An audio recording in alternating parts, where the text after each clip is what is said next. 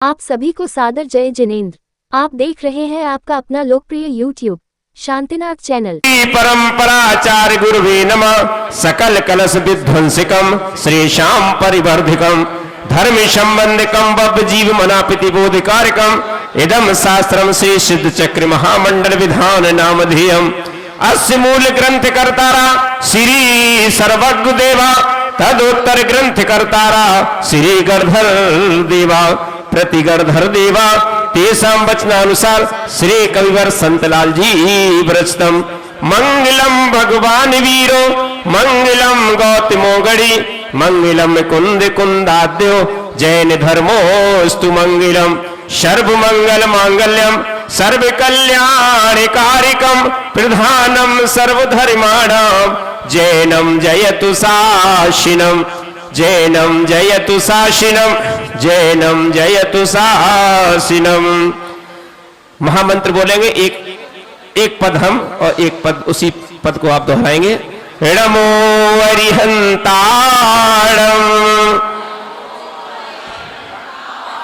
नमो सिद्धाणम नमो आयरेयाणम नमो अध्यायाणम नमो लोये सब्बिसाहुणम।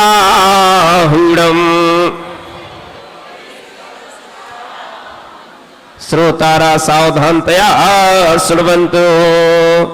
बोले देवादेव चिंतामणि से पार्श्वनाथ भगवान की, वर्तमान शासन नायक भगवान महावीर स्वामी की, जिनवाणी माता की, परम पूज आचार्य श्री विद्यासागर जी महाराज की, परम पूज संत श्रोमणी चर्या श्रोमणी 108 आचार्य श्री विशुद्ध सागर जी महाराज की, श्री सिद्ध चक्र महामंडल विधान की, आज के आनंद की।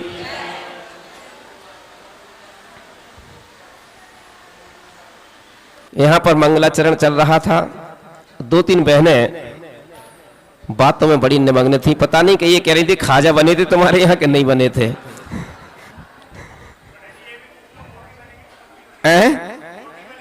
हाँ, मोटे बनाए थे कि पटनी बताए थे खाजा। ये पता नहीं क्या बातें कर रही थी, अब वो ही जाने।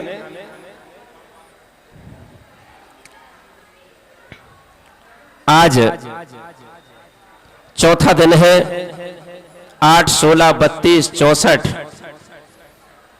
तीसरा दिन कल, चौथा दिन शुरू हो जाएगा।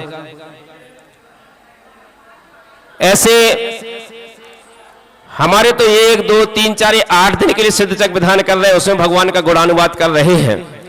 लेकिन जो सर्वात सिद्धि के देव होते हैं, सर्वात सिद्धि मोक्ष के नीचे है। सर्वात सिद्धि के जो देव होते हैं उनकी आयु 33 सागर की होती है। 33 सागर की आयु। और जैसे सौधर्मेंद्र स्वर्ग से आता है, ये देव तो आते हैं और भगवान का जन्म कल्याणक मनाते हैं, गर्भ कल्याणक मनाते हैं, लेकिन जो सर्वात सिद्धि के देव होते हैं वो आते नहीं हैं। फिर आप पूछो वहां क्या काम है उनको। भगवान जिनेंद्र के सिद्ध भगवान की चर्चा 33 सागर तक करते रहते, 33 सागर तक। और एक सागर का प्रमाण बहुत बड़ा है आगम में। मोटे रूप से ऐसा ही समझ लें कि एक बूंद आप रोज निकालो समुद्र में, समुद्र कब खाली होगा? इतना एक सागर।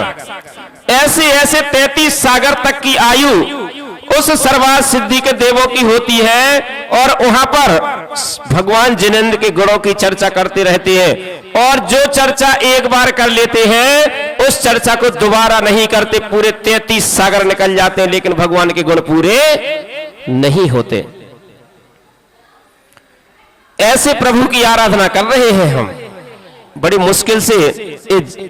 इसलिए अभिमान नहीं कि हम जैन हैं, नहीं। जैन तो एक धर्म है, कोई भी उसका पालन कर सकता है। हमारे जितने तीर्थंकर हुए सभी क्षत्रिय हैं, नेमिनाथ भगवान यदुवंशी हैं। कोई जैन जाति थी नहीं पहले जिसने जैन धर्म को स्वीकार कर लिया। क्योंकि आप कितना भी स्वाध्याय किसी भी धर्म का पढ़ लेना, चाहे किसी भी ग्रंथ का पढ़ लेना, जब आप जैन दर्शन को पढ़ोगे तो आपको ये महसूस होगा कि सत्य यही है, सत्य यही है। क्योंकि हम तो बहुत पढ़ते रहते हैं, लेकिन सत्यता यही नजर आती है। देवादेव श्री पार्श्वनाथ भगवान वेदिका में विराजमान है। आप कहें कि आदिनाथ अलग होंगे, अजितनाथ अलग होंगे, नहीं, ऐसा नहीं है। सभी में गुण समान है, सभी 46 मूल गुण के धारी है, 18 दोषों से रहित हैं। 40 मूल गुण कौन कौन से हैं, पता है किसी को? 40 मूल गुण बताएगा कोई? 40 मूल गुण, हाँ बताओ।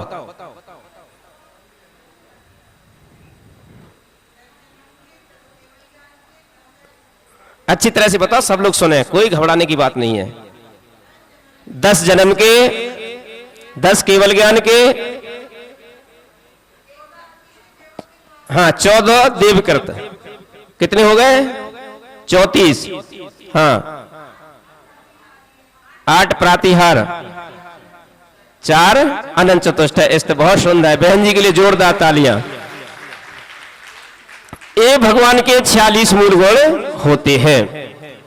सबसे पहले इसमें आया है, जो जन्म के 10 अतिशय इन्होंने बताए हैं, उनमें आया है कि उनका शरीर, बात नहीं कीजिए, उनका शरीर सर्वांग सुंदर होता है, सर्वांग सुंदर। तभी तो भक्तांबर स्तोत्र में आचार्य मानतुंग स्वामी ने लिखा है, हे भगवान, संसार में जितने सुंदर सुंदर परमाणु थे, उन सब परमाणुओं को इकट्ठा करके आपके रूप की रचना की गई है। कल नहीं देखा था आपने सौधर्मेंद्र को, जब उसे 2 आंखों से तृप्ति नहीं हो रही थी भगवान को, तो उसने 1000 नेत्र बना करके भगवान के रूप को निहारा। जब एक वर्णन आता है कि भगवान को जब उनके पिता को सौंपते हैं, तो कुछ समय के लिए वो आंखें बंद कर लेते हैं। तो सबने कहा कि अरे इनकी इतना सुंदर रूप है, लोग तरसते हैं इनको देखने के लिए, आपने आंखें बंद कर ली। तो वो कहते हैं कि मैंने ऐसा सुंदर रूप आज तक नहीं देखा, मेरी आंखों में ये रूप आ गया है, निकल ना जाए, इसलिए मैंने आंखें बंद कर ली हैं। इतना सुंदर रूप भगवान का एक उदाहरण के माध्यम से आप समझ लेंगे कैसा उनका रूप है। कि भगवान महावीर की मां, क्या नाम था? त्रिशला। जोर से बोला करो ना, कितनी बढ़िया व्यवस्था है ऊपर। पंडित जी बहुत अच्छी व्यवस्था है ऊपर, आप देख के आना एक दिन। हाँ, भगवान महावीर की मां त्रिशला उनका मोह धुला रही थी भगवान महावीर का। छोटी अवस्था में थे, अभी अपन पालना झुलाएंगे उनका। छोटी अवस्था में थे तो क्या देखते हैं कि मुंह धुलाते धुलाते एक पानी की बूंद उनके गाल पर रह जाती है। बार बार पहुंचते वो पानी की बूंद, बार बार पहुंचती त्रिशला मां, लेकिन वो पानी की बूंद अलग ही नहीं होती। इतने में महाराजा सिद्धार्थ आते हैं, वो कहते त्रिशला ये क्या कर रही हो? तो त्रिशला मां कहती है, पता नहीं तुम्हारे बेटे को क्या हो गया, मैं बार बार ये पानी की बूंद पहुंच रही हूं, लेकिन ये पानी की बूंद इनके गाल से अलग ही नहीं हो रही। तो महाराजा सिद्धार्थ कहते हैं, त्रिशला तुम भोली की भोली हो, ये पानी की बूंद नहीं है, तुम्हारे बालक का रूप इतना सुंदर है, इतना सुंदर है, इतना सुंदर है कि तुम्हारे कानों में जो कुंडल है उसमें जो मोती लगा है वो इसके गाल पर चमक रहा है। तो भगवान का रूप कितना सुंदर होगा। तो जन्म के 10 अतिशयों में सबसे पहला अतिशय सुंदर रूप का आता है। 3 तीर्थंकर हमारे 3 पद के धारी रहे हैं, चक्रवर्ती, कामदेव और तीर्थंकर। चक्रवर्ती क्या कहलाते हैं? चक्रवर्ती वो कहलाते कि संसार में उस समय उन्हें कोई पराजित करने वाला नहीं हो। ऐसे चक्रवर्ती कामदेव वो कहलाता है कि संसार में उससे सुंदर किसी दूसरे का रूप नहीं होता है। और तीर्थंकर वो होते हैं कि उनसे अधिक पुण्यशाली कोई व्यक्ति दूसरा होता ही नहीं है संसार में। पुण्य का सबसे बड़ा कोई पद है तो वो तीर्थंकर है, इससे बड़ा कोई फल नहीं। पुण्य फला अरिहंता। पुण्य फलारिहंता, पुण्य सबसे बड़ा पुण्य। किसी को गाड़ी मिल जाए, बंगला मिल जाए, दौलत मिल जाए, स्वर्ग मिल जाए, सर्वा सिद्धि मिल जाए, सब कुछ मिल जाए, लेकिन अरिहंत पद से बड़ा कोई पुण्य का दूसरा पद है ही नहीं। पुण्य का सबसे बड़ा पद कोई है तो वो अरिहंत पद है। धन्य ऐसे उन प्रभु की हम यहां पर अर्चना कर रहे हैं। यदि अर्चना जिन्होंने की है उनका नाम है मानतुंग आचार्य। मानतुंग आचार्य छठे गुण स्थानवर्ती मुनिराज थे, तभी तो वो ताले टूटे थे 48। छठे गुण स्थानवर्ती मुनिराज भगवान के चरणों में आकर के क्या कह रहे हैं? पंडित जी साहब, अपन लोग तो एक आध पुस्तक का ज्ञान कर लें तो कहते हैं हमसे बड़ा कोई पंडित नहीं है, अभिमान में फूल जाते हैं, ज्ञान के मद में फूल जाते कि हम सबसे बड़े। लेकिन धन्य है वो मानतुंग आचार्य जो प्रभु की स्तुति करते हुए कहते हैं कि हे भगवान, मुझ में इतनी शक्ति नहीं कि मैं आपकी भक्ति कर सकूं, मुझ में इतनी शक्ति नहीं कि मैं आपकी भक्ति कर सकूं, क्योंकि आपकी भक्ति तो बड़े बड़े देवेंद्रों द्वारा, बृहस्पति जो देवों के भी गुरु होते हैं, बृहस्पति गणधर, उनके द्वारा आपकी स्तुति की गई है, तो मैं मानतुंग आपकी क्या स्तुति कर सकता हूं। लेकिन फिर भी वो आगे कहते हैं कि हे भगवान, जिस प्रकार से एक कोयल होती है, कोयल से कोई कहता है नहीं कि तू कुहक, कोई कहने थोड़ी जाता उससे, लेकिन जब आम्र में फूल लगते, आम्र में बयार, सुंदर सुंदर बसंत ऋतु की बयार चलती है तो वो अपने आप को होकने लगती है। उसी प्रकार से हे भगवान, जब आपके गुणों की बयार चलती है, आपके गुणों को पढ़ते हैं तो हमसे बिना कहो के रहा अब जाता नहीं है। ऐसे मानतुंग आचार्य और भी अल्पज्ञता अपनी प्रकट करते हैं कि हे भगवान, मैं यदि आप जैसे कोई नादान कोई बालक कुछ करता है ना तो अपन हंसते रहते हैं उसको देख करके, वो कहते हैं हे प्रभु, हे स्वामी, मैं उसी बालक की भांति हूं जिस प्रकार से एक बालक चंद्रमा की परछाई को जल में पकड़ने लगता है, हम लोग हंसते हैं, उसी प्रकार से हे भगवान, मैं आपको गुणों को कहने जा रहा हूं, लेकिन जो हमसे ज्येष्ठ है, हमसे श्रेष्ठ है, हमसे गुणवान है, कि वो हंसेंगे कि कैसा ये मानतुंग है, देखो तुम, मैं तो भगवान की स्तुति नहीं कर पाता, ये कर, माने स्वयं ही प्रश्न कर रहे हैं और स्वयं ही जवाब दे रहे हैं। जब उन्होंने ऐसे प्रभु की स्तुति की थी तभी 48 ताले टूट गए थे। तालों के लिए नहीं की थी उन्होंने स्तुति के ताले टूट जाएं, वो तो अपने आप सम्यक दृष्टि जीव जो होता है ना, उसके आगे पीछे देव लगे रहते हैं। सीता जी ने रमोकार मन पड़ा, देवों ने रक्षा की उनकी। सोमसती ने रमोकार मन पड़ा, सब सच्चा श्रद्धान था, देवों ने आकर के उनकी रक्षा की। जो सच्चा सम्यक दृष्टि होता है उसकी देव भी आकर के रक्षा करते हैं। और जो मायाचारी करता है ना भगवान के चरणों में आकर के, यहां आकर के भी पाप कमाते हैं मायाचारी करके भगवान के चरणों में, उस मायाचारी को हमें छोड़ना चाहिए। तो कहने का तात्पर्य यह है कि मनुष्य पर्याय बड़ी मुश्किल से हमें प्राप्त होती है। कहते हैं सोना गिर नर करे तपस्या स्वर्गों में जाने को, सोना गिर नर करे तपस्या स्वर्गों में जाने को, और स्वर्गों में तप तपे देवता सोना गिर आने को। हम भगवान के चरणों में आते कि हम स्वर्ग में पहुंच जाएं, बस इतनी कामना रहती है। लेकिन स्वर्गों के देवता भी तरसते हैं कि हम एक बार मनुष्य बन जाए, क्योंकि इससे बड़ा कोई पद है ही नहीं संसार में। सबसे बड़ा पद मनुष्य, क्योंकि एक ऐसा चौराहा है कि चाहे स्वर्ग में चले जाएं इस चौराहे से, चाहे नरक में चले जाओ इस चौराहे से, चाहे त्रियंच में चले जाओ, चाहे देव बन जाओ, और चाहे मोक्ष भी प्राप्त कर लो। मनुष्य पर्याय ही ऐसी है, देवगति से नहीं कर सकते मोक्ष को प्राप्त। देवगति में जब पालकी उठाते ना तो मनुष्यों का सबसे पहले नंबर आता है पालकी उठाने में, पंचकल्याणक में। राम कुमार ने तो सैकड़ों पंचकल्याण करा दिए।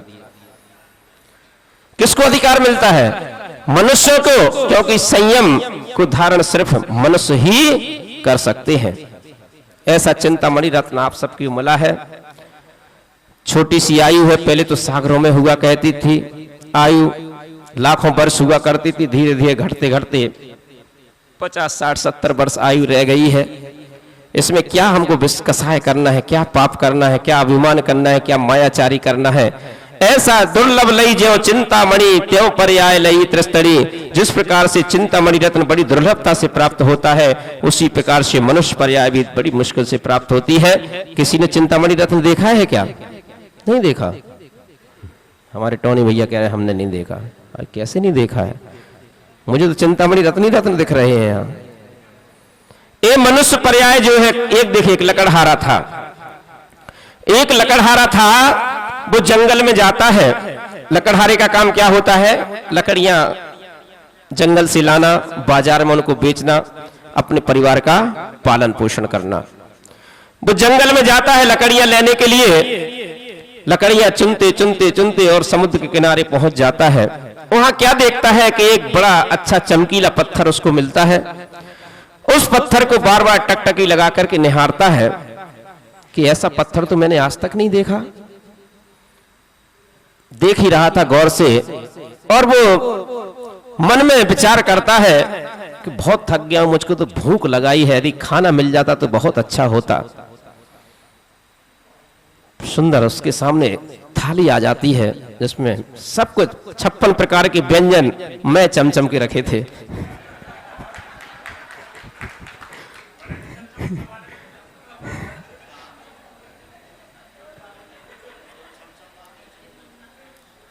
और उसने देखा कि ऐसी थाली तो मैंने, वो तो आदिवासी होते जंगल के, ऐसा खाना तो मैंने आज तक नहीं खाया। और खाना खाना शुरू करता है, बहुत आनंद आता है। फिर सोचता है कि यदि हमको बढ़िया शीतल जल और पीने के लिए मिल जाता तो कितना अच्छा होता। सुंदर शीतल जल का भरा हुआ कलश उसके सामने आ जाता है, पानी पीता है, फिर भोजन करना प्रारंभ करता है। अंतिम गिलास जो उसके हाथ में था, जैसे ही वो खाने को हुआ, एक कौवा आया, वो उसका गिलास लेकर के उड़ जाता है। उसे बड़ा गुस्सा आया कि मैं इतने अच्छी तरह से भोजन कर रहा था, इस कौवे ने विघ्न डाला। जो पत्थर उसके हाथ में था, उसने पत्थर जोर से उस कौवे में मार दिया और वो सागर में डुब। जैसे ही उसके हाथ से पत्थर छूटा, उसके सामने लोटा, गिलास, थाली जो कुछ रखा था, सबका सब गायब हो जाता है। तब वो विचार करता है कि एक बार मैंने सुना था प्रवचनों में, कई प्रवचन हो रहे थे, मैंने सुना था कि एक चिंतामणि रत्न होता है। उस चिंतामणि रत्न के सामने जो हम इच्छा प्रकट करते हैं, वो इच्छा हमारी पूर्ति हो जाती है। हो ना हो, वो चिंतामणि रत्न ही था। अब क्या है? अब तो उस सागर में समुद्र बहुत गहरा होता है, मिलना मुश्किल। मैं उस लकड़हारे की बात नहीं कर रहा हूं, जितने यहाँ ये सब लकड़हारे बैठे हो, चाहे हम हो चाहे आप हो, मैं इन सब की बात कर रहा हूं कि मनुष्य पर्याय रत्न हमें चिंतामणि रत्न के समान मिली है। और इसे हमने भोगों में, कसायों में, यानी काग उड़ाने में खो दिया, तो फिर से उसे नरक रूपी समुद्र में डाल दिया जाएगा, जहां से फिर निकलना मुश्किल है। तो कहने के तात्पर्य यही है कि इस चिंतामणि रत्न का मूल्य हमें समझना चाहिए। और छोटा सा जीवन मिला है, ऐसा उपाय कर लें, ऐसा उपाय कर लें। हमारे टोनी भैया कर लें। देखिए, कहते हैं अपने जीवन में 4 काम अवश्य करना चाहिए। एक, अपनी राशि से सिद्ध चक्र महामंडल विधाना कराना चाहिए। दूसरा, अपनी राशि से एक भगवान की प्रतिमा अवश्य विराजमान कराना चाहिए अपने जीवन में। एक बार पंचकरण में 100 धर्मेंद्र और एक बार माता पिता अवश्य बनना चाहिए। जीवन में प्रत्येक व्यक्ति को ये काम करना चाहिए। इसलिए हे भगवान, प्रभु से यही कामना, सबको इतना वैभववान बनाए, इतने धनवान बनाए और इतना खुले दिल का बनाए। होता तो सबके पास है, लेकिन खर्च बहुत कम करते हैं, क्योंकि धन की 3 गति होती है, या तो दान कर लो या भोग कर लो, नहीं तो उसका नाश होना ही होना है। इसलिए जब तक है उसको दान दीजिए और भोग भी कीजिए। बोले चिंतामणि श्री पार्श्वनाथ भगवान की, जिनवाणी माता की। सबसे बड़ा लोकतांत्रिक democratic country is India, right? और सबसे बड़ा लोकतांत्रिक दर्शन कौन सा है? नहीं पता। लोकतंत्र की क्या विशेषता है? जहां प्रत्येक नागरिक को सर्वोच्च पद पर पहुंचने का अवसर हो, और जहां प्रत्येक भव्य को भगवान बनने का अवसर हो, वो लोकतांत्रिक दर्शन है। और ये सिर्फ जैन दर्शन में है। अन्य में तो जैसे गीता में कहा, सर्वधर्मान परित्याजे मामेकम शरणं व्रज, अहम त्वाम सर्व पापेभ्यो मोक्षयिष्यामि मा शुचः। मेरी शरण में आ जा, मैं तुझे सब पापों से मुक्त कर दूंगा। लेकिन यहाँ ऐसी व्यवस्था नहीं है। यहाँ तो वीतरागी है और इनकी पूजा अर्चना भी करते हैं। तू खड़ा सामने किसके पुकार रहा, यहाँ सुनने वाला कोई नहीं। पूजा, स्तुति, चाहे कुछ भी करो खुश होने वाला है ही नहीं। होकर कृतकृत्य चले वो गए, अपने आदर्श को छोड़ गए। रास्ता तो पड़ा ये सामने है, पहुंचाने वाला कोई नहीं। तू खुद ही खुलता बनता है, सुख दुख का खुद ही करता है। भोग भंबूल तो आम कहाँ कोई देने वाला है नहीं। ये हमारा जैन दर्शन है। आपने भगवान की जय बोली, जय चाहते भी हो क्या बताओ? जय बोलना अलग बात है और जय चाहना अलग बात है। जब राजा अपनी विशाल सेना के आगे आगे चल रहा होता है और सेना राजा की जय बोलती है, तो राजा तो समझ लेता है कि मेरे शत्रुओं का संहार करने के लिए ये अपनी जान की बाजी दलगन। लेकिन हमारे भगवान ऐसी धारणा नहीं करते, क्योंकि वो जानते हैं जिन कर्म शत्रुओं को मैंने जीता, जिन पांचों पापों का मैंने संहार किया, कसायों को नाश किया, उनको तो इन्होंने अपने हृदय में बसा रखा है। बसा रखा अग्नि, तो ये इसके साथ गद्दारी है अग्नि। जय बोलते हैं भगवान की और जय चाहते नहीं। जय चाहने का अर्थ है जो शत्रु आपके थे वो हमारे भी शत्रु हैं और उनको नष्ट करने का हम पुरुषार्थ करेंगे। ये है जय चाहने का अर्थ है। तो इन्हें जितना समय दिया उसका अतिक्रमण नहीं करो, मैं नहीं करो। मेरा चैनल को अभी सब्सक्राइब करें व इस वीडियो को लाइक कमेंट व शेयर अवश्य करें।